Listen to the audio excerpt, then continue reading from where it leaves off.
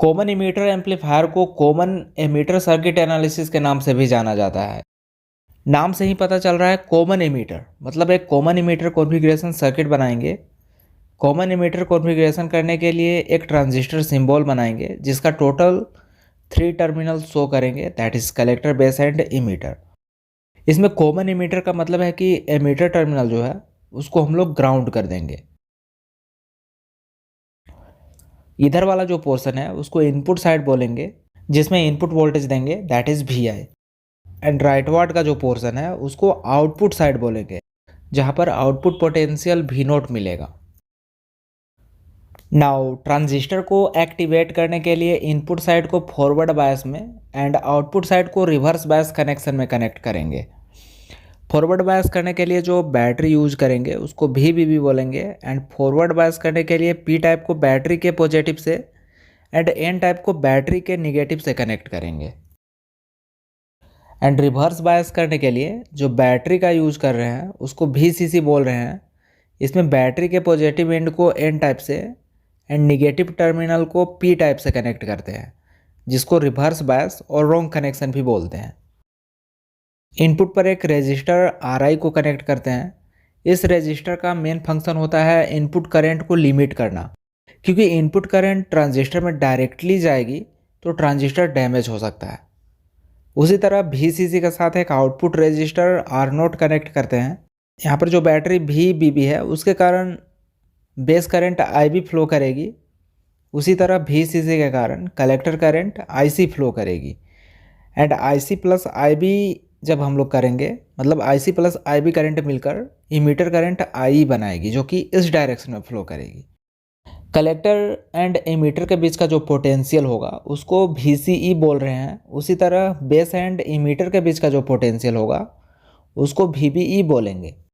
And जो circuit consist होती है, इसी सर्किट को बोलते हैं कॉमन इमीटर कॉन्फ़िगरेशन।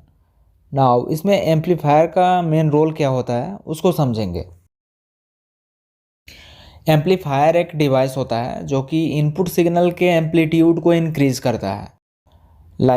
अगर लो एम्पलीट्यूड सिग्नल हम लोग इनपुट पर दे रहे हैं तो उसके एम्पलीट्यूड को इंक्रीज कर देगा एंड आउटपुट पे हाई एम्पलीट्यूड सिग्नल प्रोड्यूस होगी। ऑलरेडी हम लोग डिस्कस कर चुके हैं, इनपुट में अगर पोटेंशियल चेंज करेंगे, थोड़ा सा भी पोटेंशियल चेंज करेंगे तो आउटपुट करंट काफ़ी ज़्यादा वेरी करेगी, वो काफ़ी ज़्यादा इंक्रीज हो जाती है। यहाँ पर इनपुट पोटेंशियल VBE जब चेंज करेंगे तो हम लोग लिखेंगे del VB। Change in voltage और करंट को हम लोग डेल से डिनोट करते हैं। So change in input voltage that is del VBE लिखेंगे। उसी तरह चेंज इन आउटपुट करंट को हम लोग डेल IC लिखेंगे, that is collector current. Base and emitter के बीच का जो पोटेंशियल है, बेस एंड एमीटर के बीच का पोटेंशियल अगर चेंज होगा तो कलेक्टर एमीटर के बीच का जो पोटेंशियल है वो भी चेंज होगा। सपोज इनपुट पर करंट की वैल्यू है 2 एम्पियर। इनपुट में लिटिल बिट पोटेंशियल चेंज करने से आउटपुट करंट इंक्रीज होकर 10 एम्पियर हो गया है। एक इक्वेशन हम लोग ऑलरेडी देख चुके हैं, that is equation of current gain, जिसको बीटा से डिनोट करते थे। So IC is equal to beta time IB, मतलब जो आउटपुट करंट IC है वो beta time input current IB होता है। इस केस में कलेक्टर करंट IC जो है वो आउटपुट करंट है एंड बेस करंट IB जो है वो इनपुट करंट है। सो कलेक्टर करंट IC जो है वो beta time input current IB होता है। जब इनपुट करंट को चेंज करते हैं तो output current beta time increase होती है, इसलिए यहाँ पर भी करंट गेन के कारण करंट की वैल्यू 10 एम्पियर मिल रही है इंस्टेड ऑफ 2 एम्पियर। इनपुट पे हम लोग 2 एम्पियर दे रहे थे, पर वहाँ पे करंट गेन 5 है, जिसके कारण हमें आउटपुट करंट 10 एम्पियर मिल रही है। इस तरह इनपुट सिग्नल की एम्पलीट्यूड इंक्रीज होती है एंड आउटपुट पर एम्पलीफाइड सिग्नल मिलती है। एम्पलीफिकेशन कैसे होता है हमें पता चल गया। नाउ इस सर्किट का एनालिसिस करेंगे जिससे कुछ इंपॉर्टेंट इक्वेशंस ऑब्टेन होगा। फर्स्ट है इनपुट रेजिस्टेंस, जिसको RI से डिनोट कर रहे हैं। ओम्स लॉ के अकॉर्डिंग हम लोग लिख सकते हैं VI is equal to II into RI। इसमें RI को फाइंड कर लेंगे, so RI is equal to VI by II। जहाँ पर VI है इनपुट वोल्टेज एंड II है इनपुट करंट। इसमें इनपुट वोल्टेज VI के जगह पे हम लोग लिख सकते हैं डेल VB, क्योंकि इनपुट पोटेंशियल जो है वो डेल VB है। उसी तरह इनपुट करंट है डेल IB, सो II जो है यहाँ पे उसको डेल IB से रिप्लेस कर देंगे।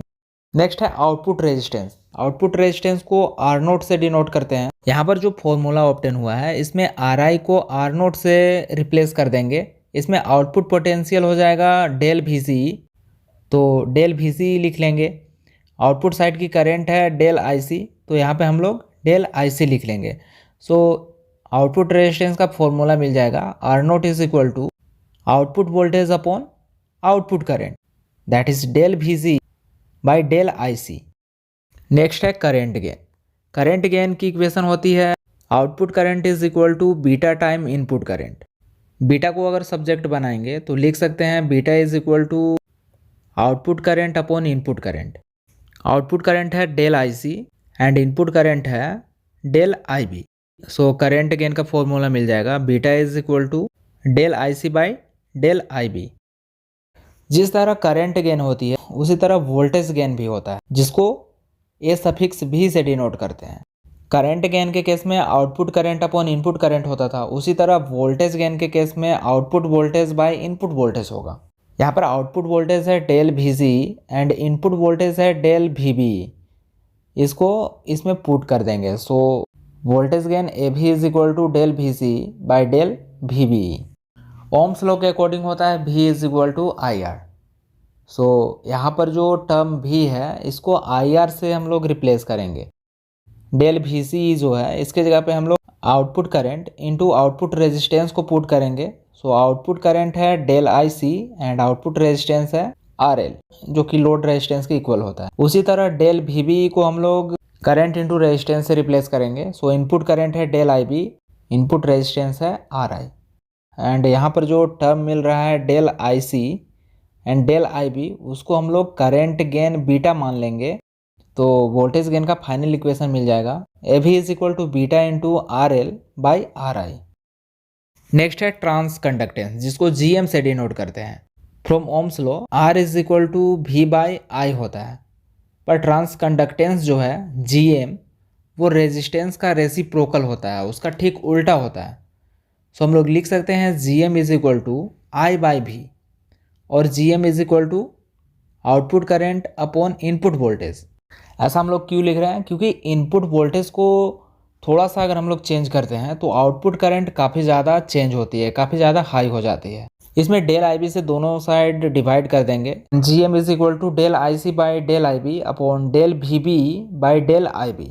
यहाँ पर जो del IC by del IB है वो बीटा के इक्वल होता है and del VB by del IB जो है वो इनपुट रेजिस्टेंस RI के इक्वल होता है। सो हम लोग बोल सकते हैं GM is equal to beta by RI। So transconductance GM is equal to beta by RI। तो इस तरह से कोई भी टॉपिक को अगर आप इजी वे में समझना चाहते हैं तो चैनल को सब्सक्राइब कर लें और बेल आइकन को भी प्रेस कर लें ताकि वीडियोज आप तक पहुंच सकें।